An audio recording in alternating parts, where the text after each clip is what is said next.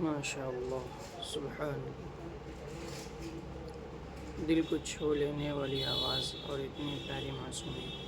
اس video کو دیکھیے پھر آگے بات کی جائے۔ قال إنما أشكو بثي وحزني إلى الله قال إنما أشكو بثي وحزني إلى الله وأعلم من الله ما لا تعلمون۔ تو دوستو، آپ لوگوں نے سنا کتنی خوبصورت انداز میں اس بچے نے تلاوت کی۔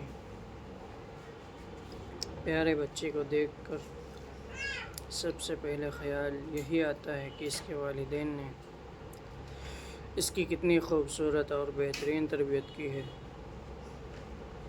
آج کے دور میں جہاں بچوں کو ہاتھوں میں موبائل اور بے مقصد چیزیں نظر آتی ہیں، وہاں اتنی چھوٹی سی عمر میں اس بچے کی زبان پر اللہ کا پاک کلام ہونا ہم سب کے لیے ایک بہت بڑی مثال ہے۔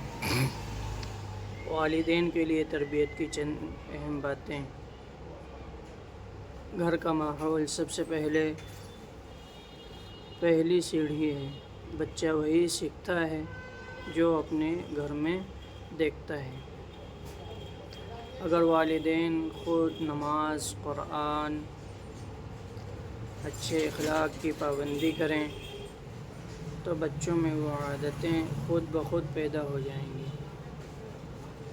محبت اور نرمی سے سکھائیں۔ بچوں پر دین یا کوئی بھی اچھی بات زبردستی نہ تھوپی جائے، بلکہ انہیں اس طرح سکھایا جائے کہ ان کے دل میں اللہ اور اس کے رسول کی محبت پیدا ہو، جیسا کہ اس بچے کی چہرے کی مسکراہٹ سے صاف ظاہر ہے کہ اسے یہ سب بہت پیار سے سکھایا گیا۔ ذکر الہی کی عادت ڈالیں۔ بچوں کو بچپن سے ہی اٹھتے بیٹھتے چھوٹی چھوٹی دعائیں اور اللہ کا شکر ادا کرنا سکھائیں۔ جیسے اس ویڈیو میں اللہ کا ذکر، اللہ کو یاد کرو کا پیغام دیا گیا، ویسے ہی بچوں کے دلوں میں اللہ کا خوف اور محبت دونوں پیدا کریں۔ امید ہے کہ آپ حضرات اس ویڈیو سے ایک اچھا پیغام سیکھے ہوں گے۔ تو آپ لوگوں سے گزارش یہ ہے کہ اگر یہ ویڈیو اچھی لگی ہو تو دوسروں تک ضرور پہنچائیں۔ ہو سکتا ہے کہ ان کے دلوں میں قرآن شریف کی محبت بیٹھے اور وہ قرآن شریف پڑھنے اور پڑھانے والے بنیں۔